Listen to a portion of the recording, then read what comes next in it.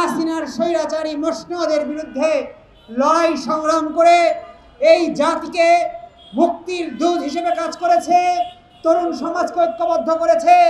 আজকে সেই নুরুল হক নূরের উপরে প্রশাসনের মাধ্যমে, আইন শৃঙ্খলা রক্ষাকারীর মাধ্যমে, যৌথ বাহিনীর মাধ্যমে হামলা করানো হয়েছে। আজও পর্যন্ত সেই হামলার বিচার আমরা দেখতে পাইনি। সংগ্রামী সাথী ও বন্ধুগণ, নুরুল হক নূরকে চেনে না এমন কোন পুলিশ সদস্য বাংলাদেশে থাকতে পারে সেটা আমরা বিশ্বাস করতে পারি না। অতএব চিনে জেনে বুঝে এবং পরিকল্পিতভাবে গণ অধিকার পরিষদের কার্যালয়ের নিচে নুরুল হক নূরের উপরে হামলা করা হয়েছে হত্যার উদ্দেশ্যে। স্বরাষ্ট্রমন্ত্রী এখনো পর্যন্ত এর সুষ্ঠু কোনো সমাধান করতে পারেন নাই। যিনি হামলা করেছে, যারা হামলা করেছে, গণ অধিকার পরিষদের নেতা কর্মীদের উপরে যারা হামলা করেছে, তারা প্রত্যেকেই ভিডিও ফুটেজে স্পষ্টভাবে তাদেরকে চিহ্নিত করা যাচ্ছে এবং তারা চিহ্নিত। তারপরেও এখনো পর্যন্ত আমরা তদন্তের নামে শুধুমাত্র দিনাতিপাত দেখছি, কোনো তথ্য কোনো এখনো পর্যন্ত দেখতে পাই নাই। একজনকেও গ্রেপ্তার করা হয় নাই, একজনকেও আমরা তদন্তের মাধ্যমে তাকে খুঁজে বের করে আইনের আওতায় আনতে দেখি নাই। অতএব আমরা স্পষ্টতভাবে বলতে পারি যে এটি গভীরভাবে পরিকল্পনা করে এবং এখানে বড় শক্তির হাত রয়েছে।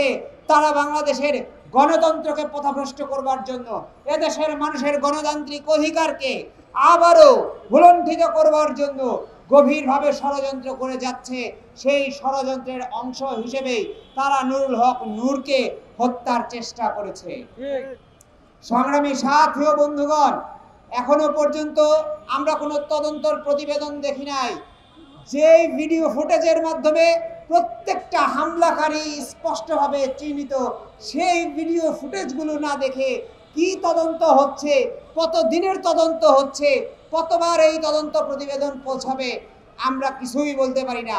আওয়ামী লীগ আমলে আমরা দেখেছি তদন্তের পর তদন্ত হয়েছে। নুরুল হক নূর সহ গণ অধিকার পরিষদে সারা দেশে যারা আমাদের হামলা করত তাদের কোনো বিচার হয় নাই। আফসোসের বিষয়, একটি গণ অভ্যুত্থান গিয়েছে, 2000 শহীদ হয়েছে।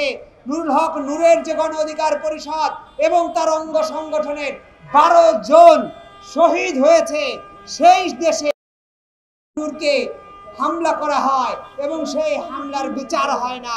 সেই গণ অধিকার পরিষদ এবং অঙ্গ সংগঠনের নেতাকর্মীদের উপরে হামলা করা হয়, আর বিচারের জন্য আমাদেরকে বিক্ষোভ করতে হয়, আমরা বিচার পাই না। অতএব আমরা হাসিনা এবং ইউনূসকে এক পাল্লায় মাপতে চাই না।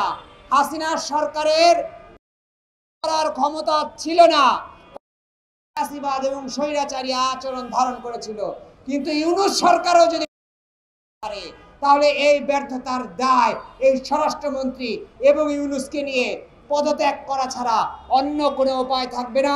গণ অধিকার পরিষদের নেতাকর্মীরা চুপ করে ঘরে বসে থাকবে না, তারা কঠোর থেকে কঠোর কর্মসূচির মাধ্যমে এই হামলার এবং এর বিচার নিশ্চিত করে তবেই ঘরে ফিরবে।